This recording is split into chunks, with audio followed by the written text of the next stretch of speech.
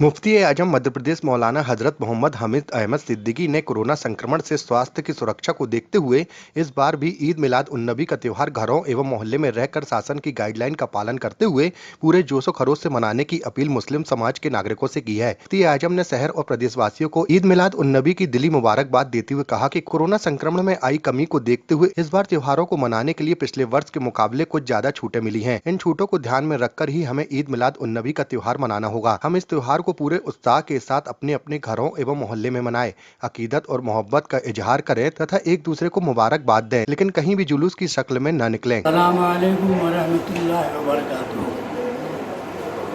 आप सबको ईद मिलाद की मेरे दिल की गहराइयों से मुबारकबाद। अल्हम्दुलिल्लाह हम जिस जोश व खरोश के साथ ईद मिलाद मनाते हैं वो हमारी दिल में जो हमारे आका की मोहब्बत है उसका इजहार है। इस साल पिछले साल के मुकाबले में कुछ थोड़ी ज़्यादा छूट की उम्मीद थी, मगर चंद मजबूरियों की वजह से वो छूट हमको नहीं मिली, मगर फिर भी कुछ तो छूट मिली है। वो ये मिली है कि अब आप अपने इलाक़ों में पिछले साल आपको इजाज़त नहीं थी जश्न मनाने और जुलूस की शक्ल में निकलने की, इस साल वो बात नहीं है। आप अपने इलाके में जश्न पूरी जोश व खरोश के साथ मनाइए, एक दूसरे को मुबारकबाद दीजिए, दरूद पाक के नजराने सरकार की बारगाह में पेश कीजिए। जुलूस ही के साथ हम निकलकर अकीदत का इजहार करें, उसके अलावा और कोई रास्ता क्या हमारे पास नहीं है। असल अकीदत और मोहब्बत का इजहार वो है जो हम दिल के नजराने के तौर पर पेश करते हैं, मोहब्बत के साथ अदब के साथ सरकार की बारगाह में दरूद और सलाम का नजराना पेश करना। निकलिए, मैंने अपने तौर पर पूरी कोशिश की कि इस साल कुछ थोड़ी सी और ज़्यादा छूट मिल जाए, मगर जो मजबूरियाँ मुझे बताई गई उसके बाद मैं भी खामोश हो गया।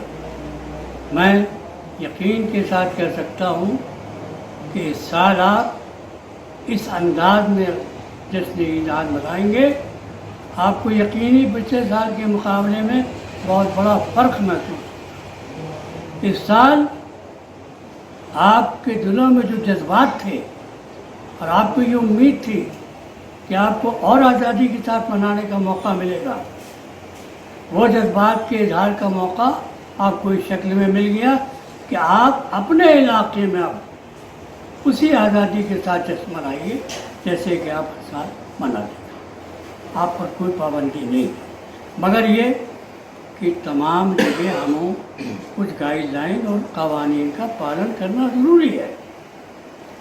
बच्चे साथ में ना हो तो बेहतर है। औरतें तो हरगिज़ घर से बाहर न निकलें, अपने घरों में ही दरूद पाक का नजराना पेश करें, दरूद शरीफ की महफिल कर लें, एक जगह जमा हो जाएं, दरूद पाक पढ़ लें, सलाम पढ़ लें औरतें। और पटाखेबाजी बिल्कुल नहीं होना चाहिए, शरीयत ने इसकी सख्ती से ममानत की है। हम किसका जश्न मना रहे हैं? हम जिसका जश्न मना रहे हैं उस जश्न मनाने के अंदाज में अदब पाया जाना चाहिए। पूरे अदब और एहतराम के साथ जश्न मनाइए और पूरे जोश व खरोश के साथ मनाइए। इंशाअल्लाह मैंने तो पिछले साल दुआ की थी कि मौला इस साल हम पूरी आज़ादी के साथ मनाएं, मगर नहीं, अल्लाह को मंजूर था।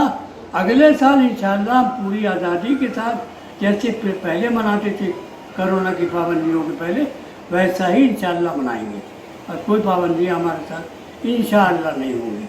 दुआ कीजिए कि अल्लाह इस कोरोना की बला से पूरे मुल्क को नजात अता फरमाए और जहाँ भी हम जिस अंदाज में भी सरकार की बारगाह में अपनी अक़ीदत और मोहब्बत का नजराना पेश कर रहे हैं, उनकी बारगाह में ये नजराना कबूल हो जाए और हमारी आक़िबत का सामान हो जाए।